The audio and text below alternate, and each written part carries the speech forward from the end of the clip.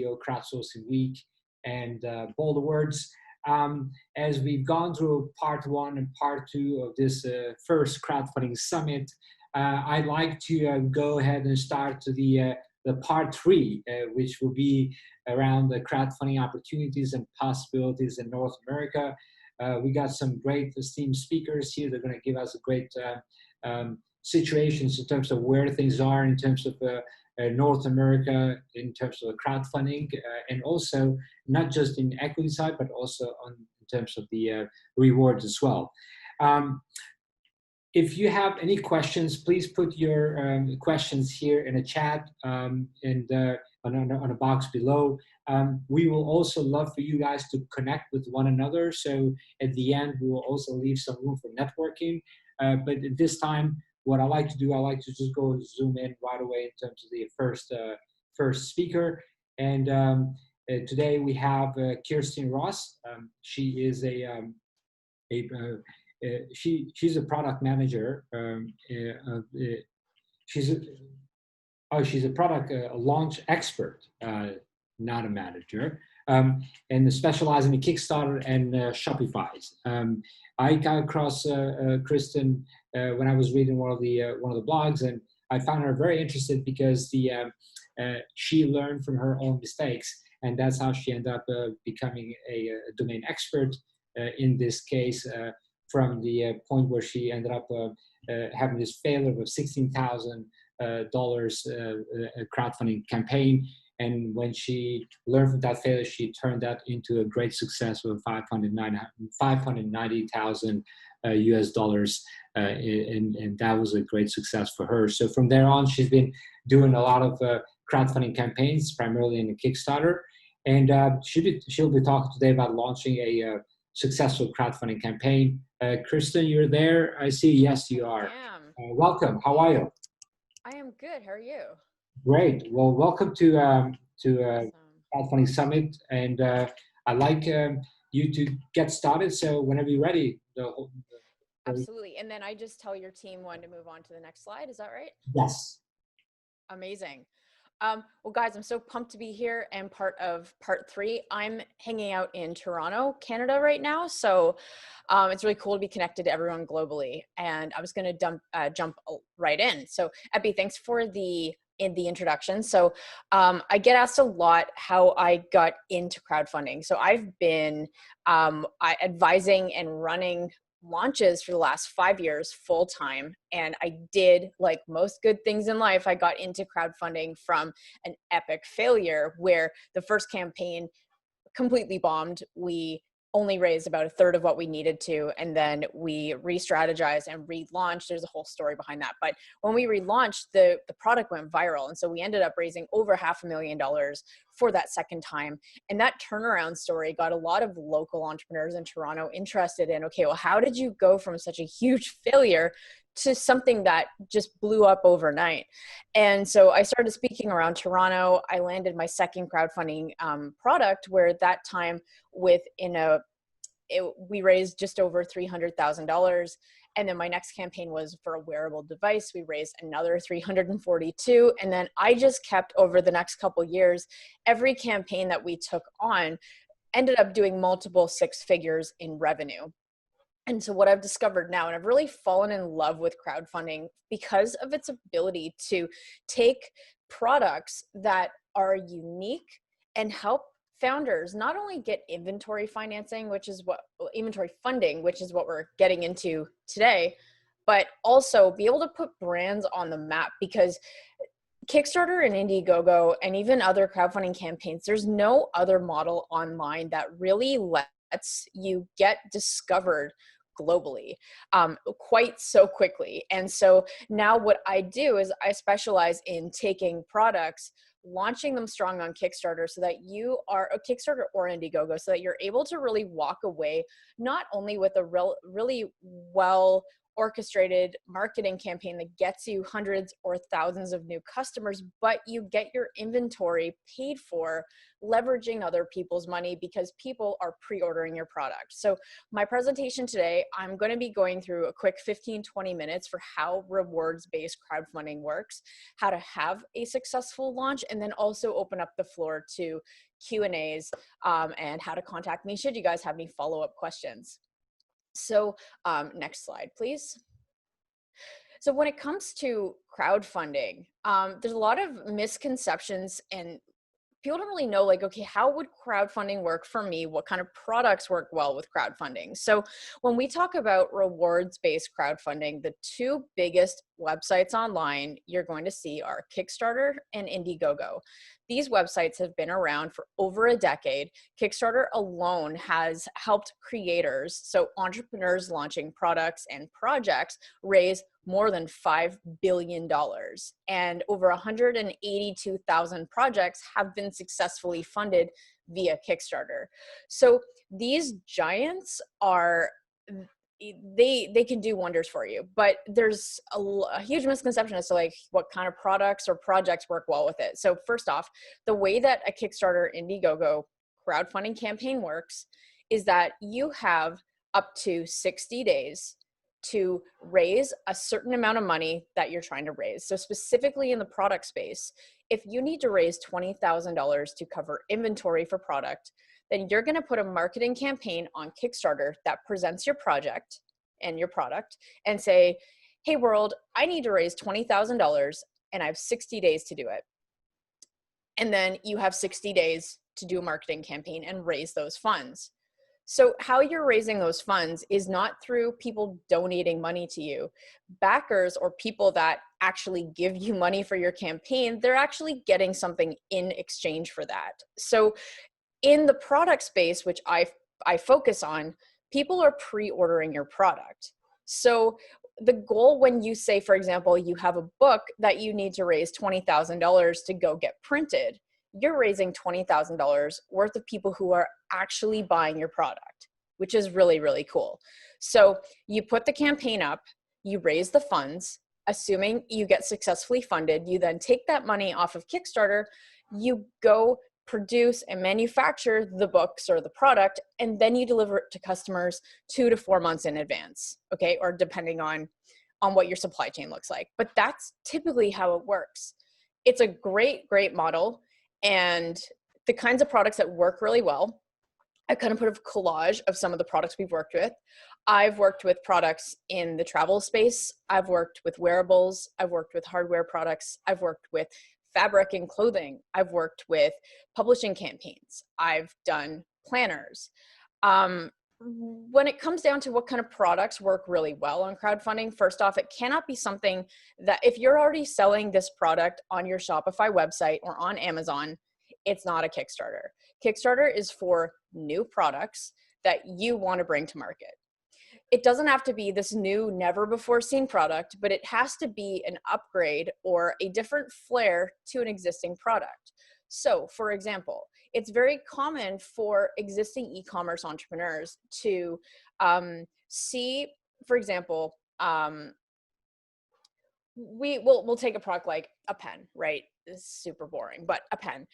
Let's say that you as an entrepreneur have discovered a way to solve a big pen problem to make it glide more easily or be the most lightweight pen in the world, or you've made just some new version of an existing product. That is something you can crowdfund, because Kickstarter is all about innovation and taking a new twist to an existing product. That's typically the product that will do super well on Kickstarter. So I have two rules when it comes to knowing whether a product is going to do well to crowdfund it. First off, is it a product that a consumer is going to buy? So is it something that you could see someone purchasing on Amazon? Okay, if so, Kickstarter is most likely your platform. I sometimes get people who are doing a B2B SaaS product where it's an app they want to raise money for, and their end user is a business to business, like a director at a big company. That is not the demographic that's on Kickstarter. So you want to make sure that you are bringing a consumer product to market, number one. Number two, how do you know that your product is going to do well on Kickstarter? Well, all sorts of products do well on Kickstarter, but what you're going to find is that you want to make sure that your product serves a need in someone's life. Okay, so if you have a validated product that a consumer is going to pay for because it solves a problem in their life, then you have a product that's going to sell and most likely will do well on Kickstarter, Indiegogo. And if you are totally stumped and you just don't know, Kickstarter and Indiegogo keep public records of launches. So you can always go and see if anyone has launched something similar to your product in the past and see how it's done and use that to gauge, really to validate what's going on, right? So Kickstarter and Indiegogo can be used for really any kind of consumer product as long as you prove that there's demand for that product. Next slide, please. Next slide. Awesome. So when it comes down to, and when I say Kickstarter, I do mean crowdfunding. Kickstarter just easier. So when I talk to existing e-commerce brands or even beginner startup companies that are looking at Kickstarter, Indiegogo, crowdfunding as a model to bring new products to market, these are the main benefits that doing a crowdfunding campaign gives your product. So number one is product validation. When you put a marketing campaign up where you around your product on Kickstarter, you have people that are discovering your product from all around the world. Okay, that's one of the main benefits of going to use Kickstarter or Indiegogo, because they have such a huge global audience, meaning that you're going to be able to tap into their platform as an organic source of traffic and customers. So when people buy your product, you're getting product validation. You're able to then leverage the numbers, the thousands of customers that you get off Kickstarter to then take to your investors, your VC, angel investors, whatever, and say, look what we've raised in 30 days. We've had 2,000 customers give us over $300,000 in 30 days. So that's great for valuation to help you actually raise additional capital. Number two, market insights. So you'll find that when you do a crowdfunding campaign that you do tend to build a community around your product. So people will be asking you questions about it. They'll be giving you insights, commenting on social media. So it's going to give you an opportunity to learn a lot about your customer very, very quickly. Global reach, huge. And last but not least, it's a super attractive model because of your ability to leverage the power of other people's money by getting customers to pre-order your product, so that even if you have the money to pay for inventory today, you don't have to tie up that money in inventory. You can actually use that to market the company as opposed to sinking like upwards of $50,000, $60,000 into inventory. So it's a really great leverage point that way. So those are the main reason. And in terms of like the other residual benefits from it, it's great for SEO. So even after your Kickstarter campaign is done, you're going to find that when people search your product, Kickstarter for upwards of 12 months is going to be one of the top links on Google, which is great because when someone clicks on your Kickstarter campaign, even after it's done, there's a way for Kickstarter to still keep driving traffic to your website. So it's like really, really awesome from an SEO perspective, from a PR perspective. So it's great that way. Can you please go to the next slide? Awesome. These are a couple of my favorite companies that, next slide, please. Awesome. Okay. No, back. Sorry, this one. Yes. Okay. So when it comes to Kickstarter, what put Kickstarter on the map as a viable option for product creators to launch products online came down to what it was able to create. So Kickstarter has created hundreds and thousands of existing companies off of product launches. So these are a couple of my favorite ones. You may have heard of Purple Pillow, which got started by launching the Purple mattress that raised 200,000, and then Purple Pillow came out, which raised over 2.6 million. And now Purple is a multi-million-dollar brand. They're doing really, really well. All started off a Kickstarter campaign. You've Exploding Kittens, which is a massive, massive card game. You've Oculus Rift, which was very new in the VR space that was sold to Facebook a couple years back. You have Pebble smartwatches, which still today goes down as the largest crowdfunding campaign ever, where both of their campaigns, one did about $18 million in pre-orders and the other did 20 million. So crazy, crazy, crazy.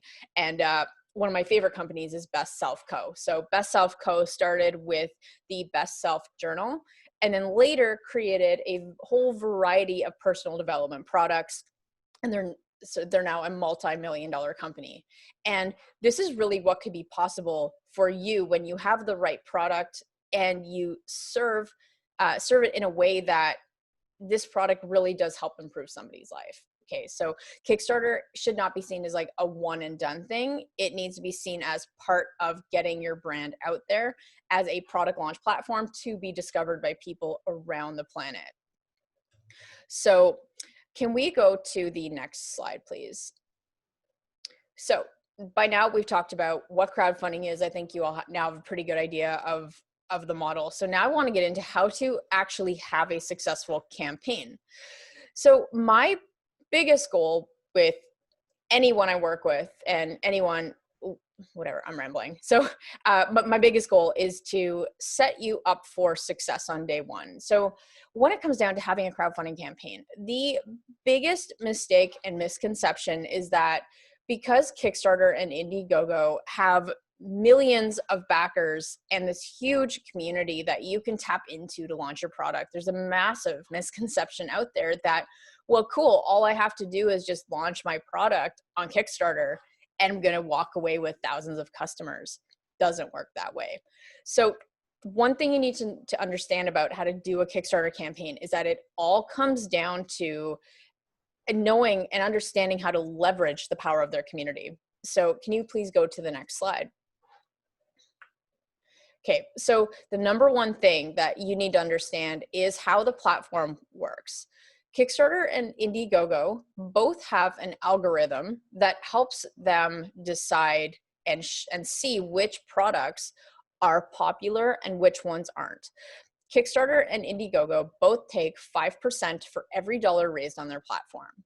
So because they're a business, they're only making money when you're making money.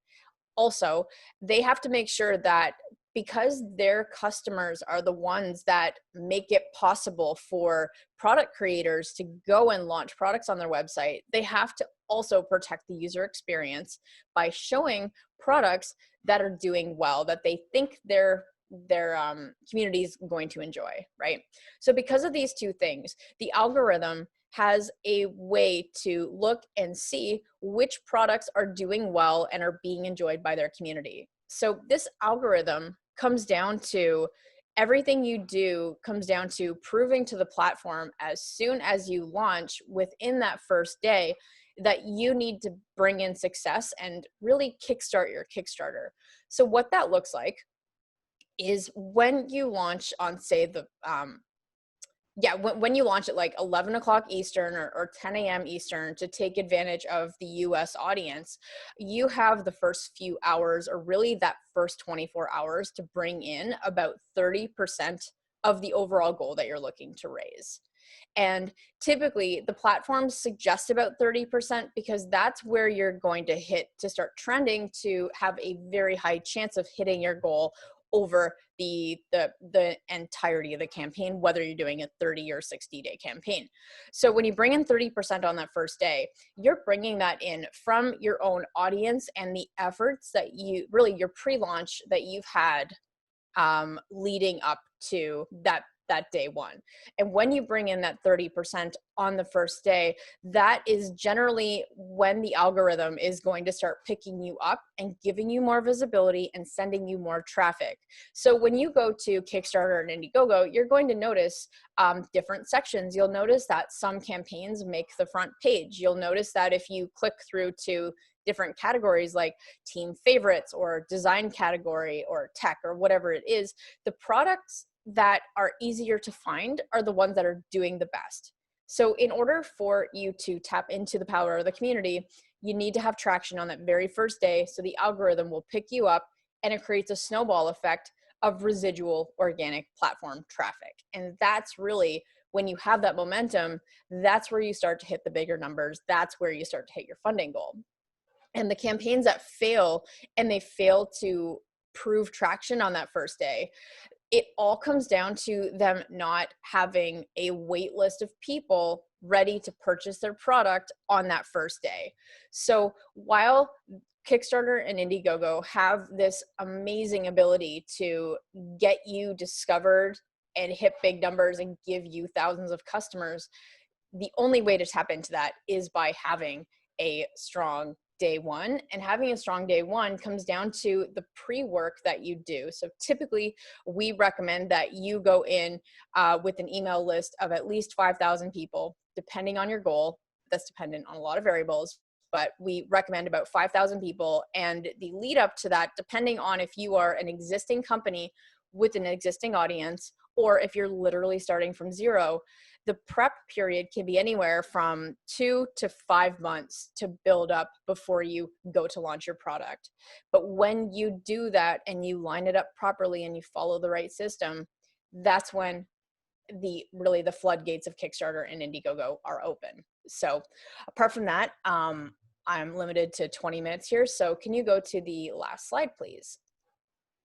So what I'm going to say, if you guys want to get in contact with me personally, or you want to learn more about the subject, you can go to my website, which is kirsten.com. I have a full YouTube channel. I have 2 podcasts on the subject. Okay. So I have like over 150 episodes. You can just go through interviews with current creators and stuff. So lots of good stuff there. But apart from that, it's Q&A time. So let's end on that. Fantastic. Kristen, I really love that. You mentioned something interesting about the algorithms, which I'll bring that on. But first, I'd like to bring this to Clive. Clive, do we have any questions from the chat here? Yes, we have. We've got several questions for Kirsten. Hello, awesome. Great presentation. Great to hear.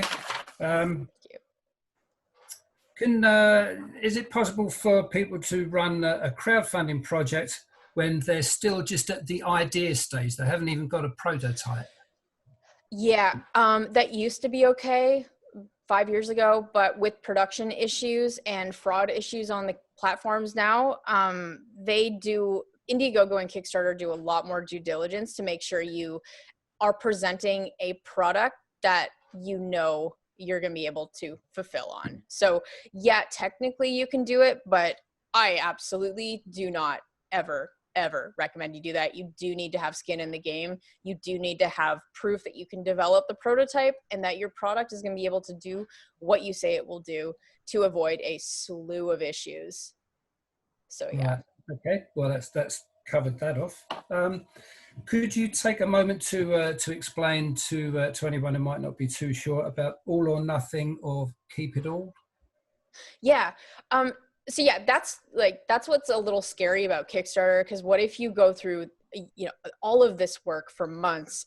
Kickstarter has an all or nothing funding model, which means that if you don't hit your goal, no money changes hands. So you don't get the money and backers aren't charged. So Indiegogo has 2 ways of funding. You have fixed, which is the same as all or nothing, which is like if you don't hit the goal, you don't keep the money. But they also have flexible funding. So flexible means that even if you don't hit your goal, you can still keep any money raised. This is really good for people who are still able to produce any products or fulfill on any products, even if you don't hit the minimum goal that you set. So I would say if you're in that camp where you still can fulfill, even if you've only hit 80% of your goal, Indiegogo flexible funding could be a really great way for you. Okay, thank you. Have you got any tips for people who might have a product that's got some really new kind of tech involved in it, and of course they want to encourage people to buy it, but they don't want to disclose that tech, they want to keep that a secret? Yeah, so it depends, but first off, patent pending, 100%, like start the patent process. Personally, I'm not a fan of going through the entire, to invest the money to getting a full patent and waiting the 2 years, because you need to prove that your idea is viable first by getting people to buy it. Otherwise, you're just going to sink thousands of dollars into something that is just an idea until proven otherwise, right? So recommend talking to an IP lawyer for one, but at the very least, look through trademarking, and at the very least, patent pending before you get any, disclose any tech with that. Okay, thank you. Have you done any work for projects that are based outside of North America? Because Oh yeah. Because there's a question about how would a European company go about cracking sales on Kickstarter in North Well, America, you know, that 5,000 or so on an email list, but so the thing is, like, Kickstarter's global. I've worked with with clients out of Australia, out of Russia, out of the UK. The thing is that when you're starting to build a list and you're starting to advertise, you will set it doesn't matter if you're in Russia or Bahamas, like, you're still going to be targeting specific countries that you want to go after with that. So I would say, like, if you are in Russia, but you only want to have you only want US customers and you only want a product that you're selling within the US, you're able to do that just through your targeting and your shipping partners and stuff like that. So geography does not matter when you're online. okay, brilliant. Yeah. Are there any software tools that you found are pretty good for helping you manage and put together and execute the campaigns? If we're talking project management tools, my favorites are either Trello.com or Asana, ASANA. Right. Yeah.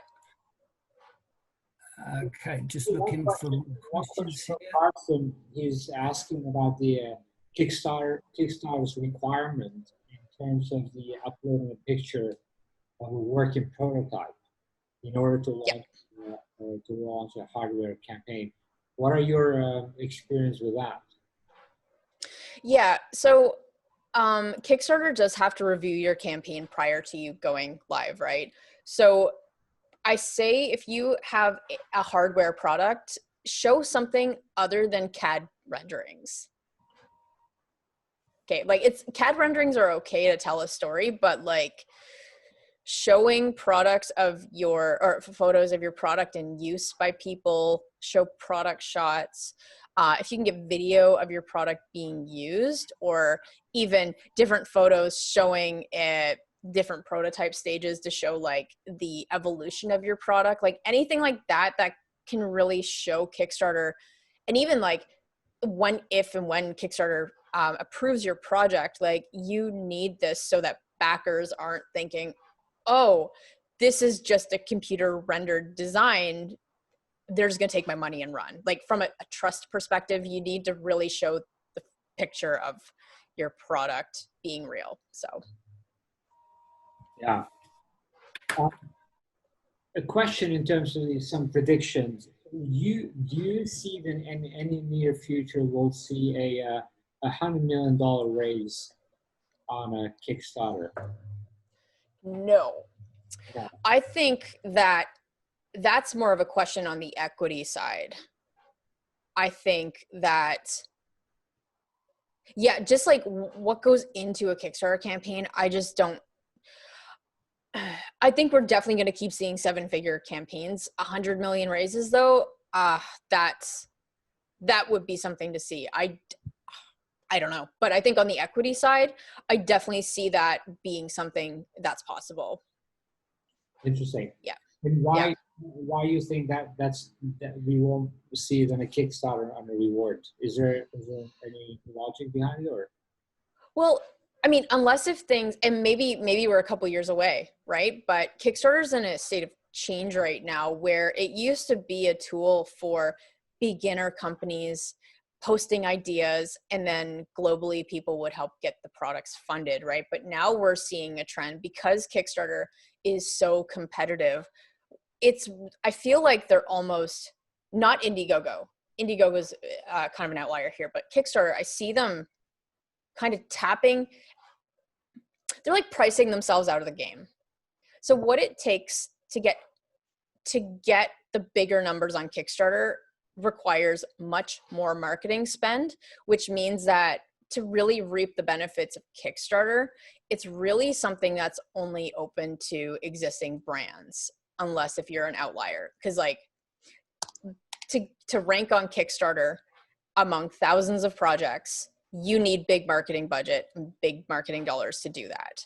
So I just think based on what's going to go in to be able to set you up to trend, to be picked up to a point where their community can give you millions and millions and millions of dollars. Like, I don't know, there may be that product, but I think right now Kickstarter's in a bit of a state shift, and the bar's super high for what needs to go into it to have a really successful campaign. Does that make sense? That makes sense. Yeah. Any more questions, Clive? Yeah, there's one more question, which is other than Kickstarter or Indiegogo, there are several other reward crowdfunding platforms that focus in on specific business sectors, like the Seed and Spark, is it, for like film and TV program production, and Barn Raiser for foodstuffs. What are there any sort of clear-cut reasons why people would use them instead of going with the big two?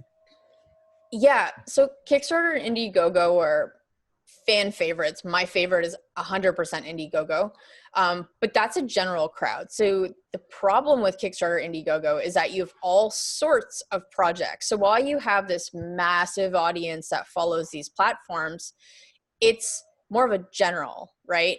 New and noteworthy products. So the reason these other smaller platforms have cropped up is to serve products to very specific niches. So if I have a food product, I can go specifically on this food website, this food crowdfunding platform. If I want to support fashion projects, I specifically go to this crowdsourcing website. So the benefits, I'm super biased to Indiegogo because I like the volume and the numbers. That's why we see larger campaigns on the Kickstarter, Indiegogo. But the benefit to those smaller platforms is because they're smaller, you're going to get more support from their team. Your product is 100% going to be shown only to people that are in your niche, right? So that's really the benefit of that, is that you're able to focus your message and serve the niche on those platforms. Fantastic. Kirsten, thank you for joining us. This was great insights, and looking forward to having you again. I think yes, please. I think we should do one more of this crowdfunding and really make it much bigger, so people can really have this big help that is in crowdfunding itself. So, yeah, it's amazing. It's really amazing. So awesome. Kristen, if you want to hang around, please do. We have people who just put in more questions there. So yeah, we'd love to have that. If not, guys, shoot me an email there, and I'm happy to help. So perfect. Awesome.